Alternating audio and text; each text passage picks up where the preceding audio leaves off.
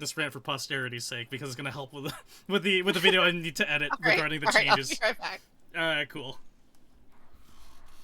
But yeah, with the power changes and like all the armor, like because power creep has been a thing for like the past like what, 5 years now, roughly 7 years maybe. Mm-hmm. Yeah, and so like right now with us sitting at 2037, that's a very intimidating number for like new players to start at and just be like, oh, I'd like to play the game, but I am going to be very low number and like I'm not gonna deal fat damage numbers like other people do, and it's just like, well, fat damage numbers just comes from being able to hit your shots and having the right gun. That's really it. And then of course all the stat reworks here. You know, like I really appreciate that they're doing the stat rework. But it's the same thing though. Like nothing's really changing in terms of the stat rework except you can just get two 200s now instead. And that's something like I don't mind. Oh yeah.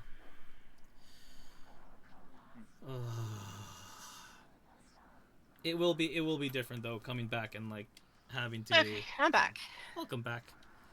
But yeah, power creep and damage number rework. Okay, so with everything that we have coming in regards to Edge of Fate, I think people are making way too big of a deal about the whole reset thing. Yeah. Because A, people have been screaming for Destiny 3. Yep. Exactly. And what comes with Destiny 3? A full power reset, a full stat squish back to 0, yep, a regrinding of weapons and armor. Yep. And in Edge of Fate, what are we getting? A full stat squish, a reset of weapons and armor that are going to be better than our previous stuff. Exactly. It's like we're literally having the exact same stuff that we would get in Destiny 3. Yeah. Except we don't have to regrind all of our old exotics. Yeah. Old exotics, for one thing. Ugh. Like, I really hope I'm glad that a lot of the exotic armors are going to be transferred over to new stuff, but like, I hope I'm not locked to just being a Nighthawk hunter again. Like, I like being my gunslinger, you know. I'd like that to be well effective. I think with the extra stats and how they're handling that, I think that opens up things a lot more for things more than just being like a one-trick pony, so to speak. Right.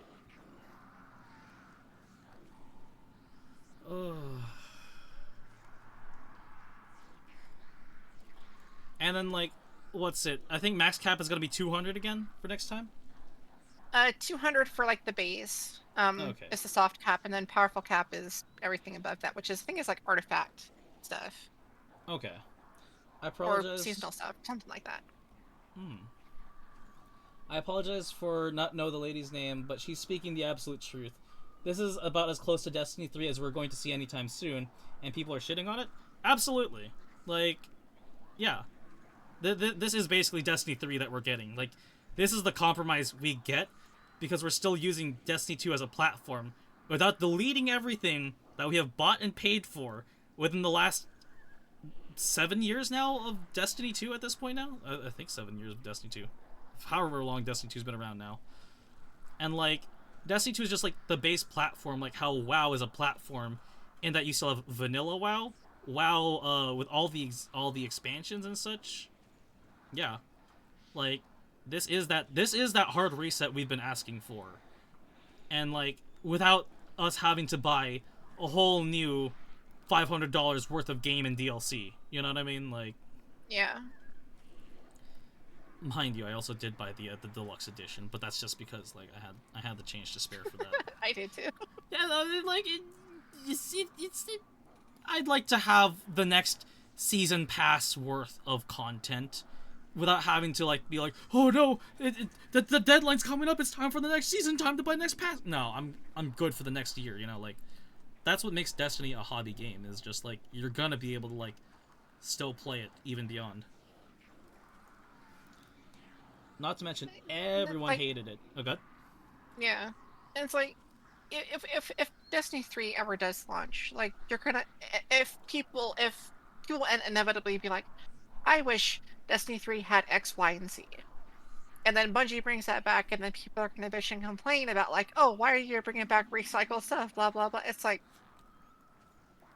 Bruh, like, we should just literally, this stuck is with what you... Destiny 2 if y'all wanted all your stuff. Exactly. Like, I know for me, when the game, like, when the next DLC drops, I'm still gonna keep all my Red War weapons. I'm still gonna keep my guns that have a lot of sentimental value to me. You know, like, I'm gonna still have those. I'm still gonna have, like... And we still have the collections, too, that we can still draw from. So, like... That, like, all the quality of life stuff... Okay, the meme I've been seeing is, like, Witch Queen drops a massive quality of life update that everyone started to shit on. And stuff like that. And then what are we getting here? Or no, everybody loved Witch Queen because of the quality of life updates, and then now we have quality of life updates now. That thing. Yeah. Not to mention, everyone hated it when D2 launched and we couldn't carry over our stuff. Imagine that after 7 years instead of 4 years or 3 years, how long it was from D1 to D2. Yeah, no, absolutely. And we still got a lot of everything from D1 back over. We still got Galahorn back. We got No Land Beyond back. We got Red Death back. We're still missing Shallow Supercell, which I'm kind of about, but whatever. Need Pocket Infinity enjoyers. Yes, absolutely, Pocket Infinity. Or what was the shotgun? What was the shotgun that was also basically Pocket Infinity? Invective Measure? Yes. Yeah. Invective, I think it was. Corrective Measure was one of the guns. Invective was the other gun. We still need Avedon and Nova Mortis to come back. What else are we missing? Super Good Advice. That was a fun LMG. That was my first exotic, actually, funny enough. We got the Radiant Dance Machines back. Like, yeah.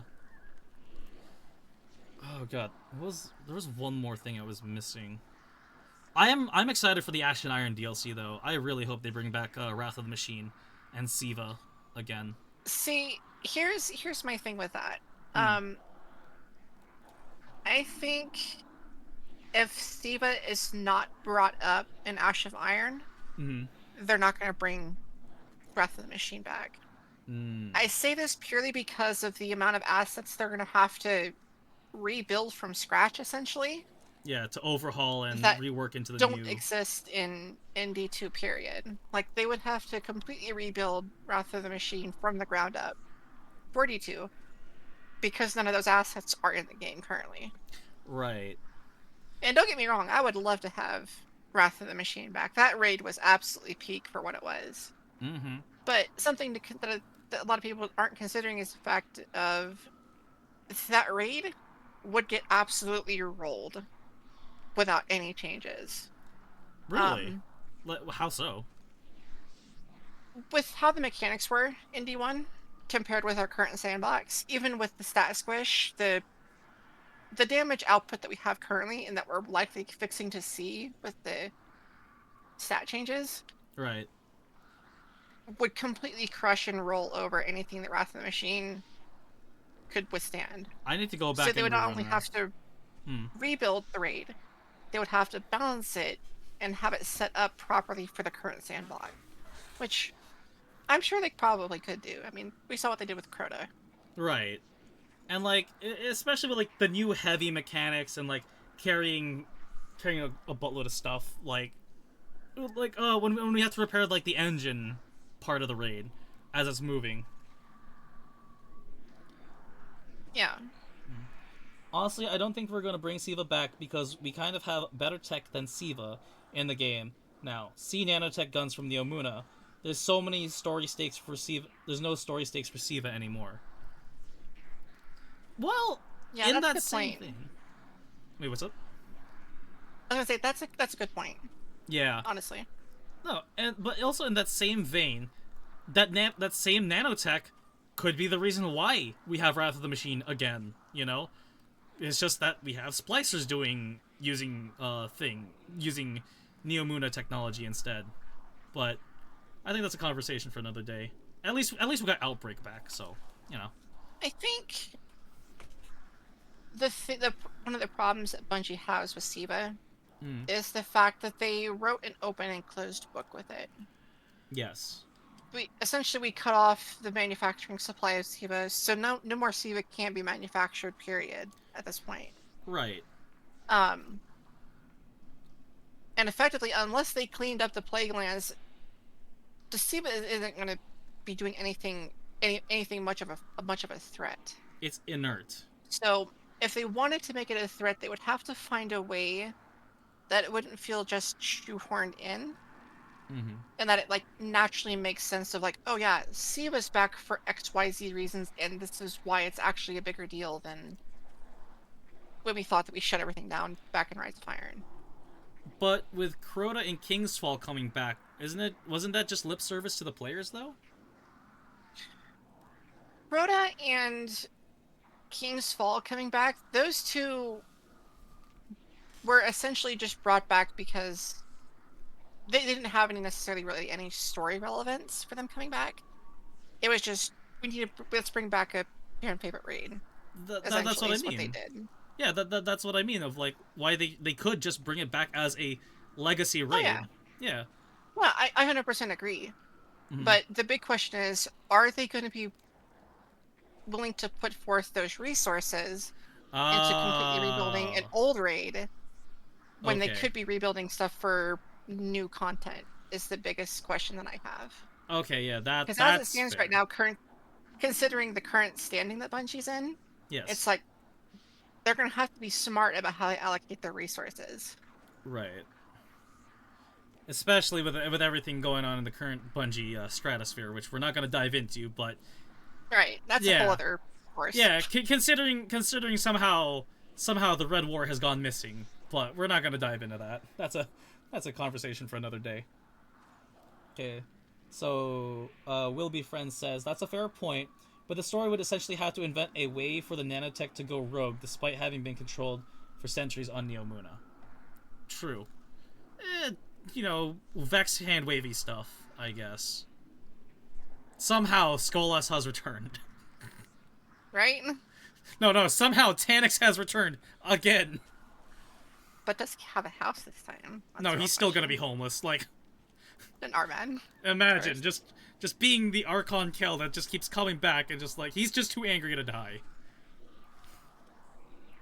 Anyways, let's go kill Crota again. All right. Yeah, I'm good to go. We all ready? Same. 1 sec. All right. But yeah, I'm definitely excited for Ash and Iron. I think I'm also really excited for Renegades. I know people are just like, oh, it's the Star Wars expansion. But has anybody actually read the description for Renegade? Like, yes. Do they understand what we're looking at here? I feel like we're going back to Tora. I feel like we're going to Tora Bottle for that story. I really think we might be going to Tora Bottle for it. So fun fact. I'm gonna actually, it might be a hot take. I don't think that we're going back to Tora Bottle. No. I think we're either going to Mars or a place on Earth, and we're going to see the rise of a new set of Dredgens that's going to be threatening a lot of shit.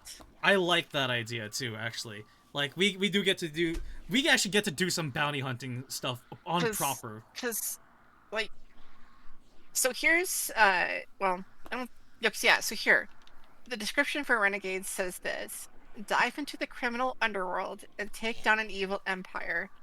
Venture into a lawless frontier and reveal deeper mysteries about a new Dredgen in Seoul.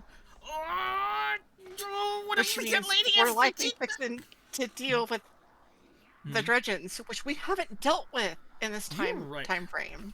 Also, yeah, Shin Malphur is still an untouched like thread that we have not finished yet, technically speaking.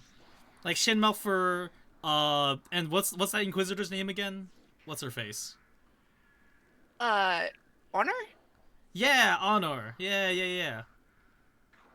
Like that, everything from Season of the Drifter is basically untouched. Yeah, but 3.0. So okay. Also, think about this here. Okay.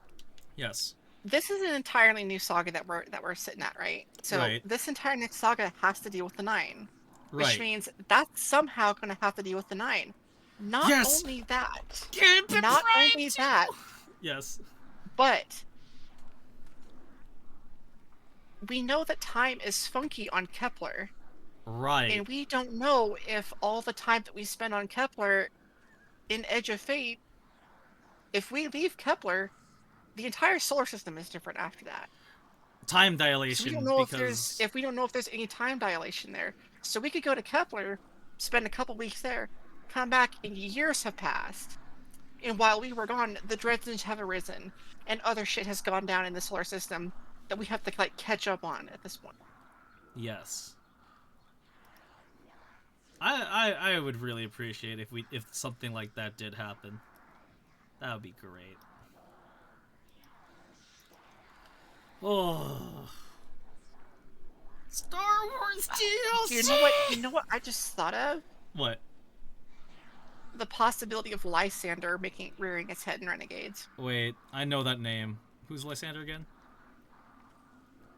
Lysander is part of the Concordat faction. Oh,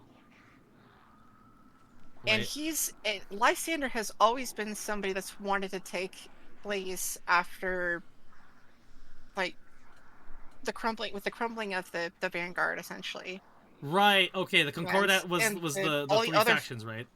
yeah, and all the other factions that left, the Concordat were just like, I mean, they've cropped their heads up in the last couple of years. Yeah. Dead Orbit was just like, Who's to fuck say? this, we're out, and then they Yeah, kind of got wrecked. New who's to Monarchy and Future say? War Cult. Yeah, who's to say the Concordat couldn't align themselves with the Dredgens for some reason? You know? And suddenly there's your empire right there. Yeah. Yeah. No. Like there's definitely a good chunk of humanity that would have gone on that point. Let's see. Or the other way around. Years have passed on Kepler, but barely any time has passed on Earth. Yeah, Yeah, actually, no, actually, yeah, that kind of checks out, especially with what's happening in the story too. Just like, what's his face getting launched into the future, which make the sudden appearance of Dredgens more surprising. Lysander, give us skimmers. You know what? Oh wait, Lysander gave us skimmers. Ah, okay, there we go. Yes. Yeah, that's what's gonna entice the Dredgens. More skimmers. But it's we something do. that also gives me hope is I think isn't Alison Blur like a former writer for Baldur's Gate 3 Is or she? something? Oh. So like she she could probably cook.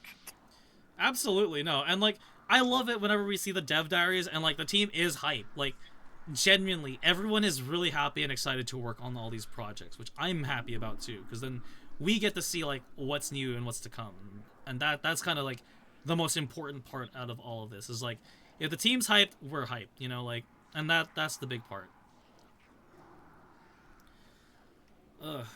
It's just like some of like the louder voices in the community, they don't really represent the whole of what's going on, especially for the ones who don't know what's going on.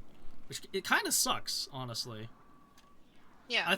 I think this full reset's gonna help because there's definitely gonna be a good couple of Destiny figureheads are kind of like stepping back now that it's kind of going down, or like not going down, but you know what I mean. There's gonna be a shift in a lot of this. Yeah. Yeah, but that here on Shadow of Game, what you get, you know, you get a little bit of everything between lore, gameplay, and what would be the third thing? Lore, gameplay, and cinematic, and let's play bullshittery. There you go. Yeah. And the fact that this is a new and I said this before, like the fact that this is a new saga, especially Mm-hmm. with the 9, anything can happen at this point. Nothing is Absolutely. off the table. Yes. It's almost as if we're at the edge of our fate. But that's why I named this stream and this little saga bit road race to the edge, which because like wasn't race to the edge also like the name of like the Bungie Day 1 thing for I Salvation's don't Edge? remember. Yeah, it's fine. I don't remember. But yeah, we're Also, that new raid looked like it could be pretty wild. Just by oh the yeah. little image we got in the trailer, just like the 9 theme shit. Oh my god! If it's even half as like prophecy was, oh gee. If we get a little bit of every enemy in there, I just hope we don't deal with the dread. I'm kind of done with the dread. Like dread can fuck off for a minute. If I had to guess, I'd probably say either Tekken, Vex, or Elixir Fallen themed is probably my guess for what we'll deal with in the raid. Considering how with Trials of the Nine and no, not Trials of the Nine, Zer's game show, what's it called? A majority of that is taken. So I mean, like, I'm cool with that. So much edging, absolutely. Yeah. We're on the edge of our seats as we edge to the edge. Bungie has edged us to the heart, to the farthest. But yeah. Also, I like how that's the top of the dreadnought right there. Oh my god, I never noticed that. I'm ready to get this ball rolling. All right, let's do this. That's already 20 minutes worth of footage that I'm just gonna straight upload.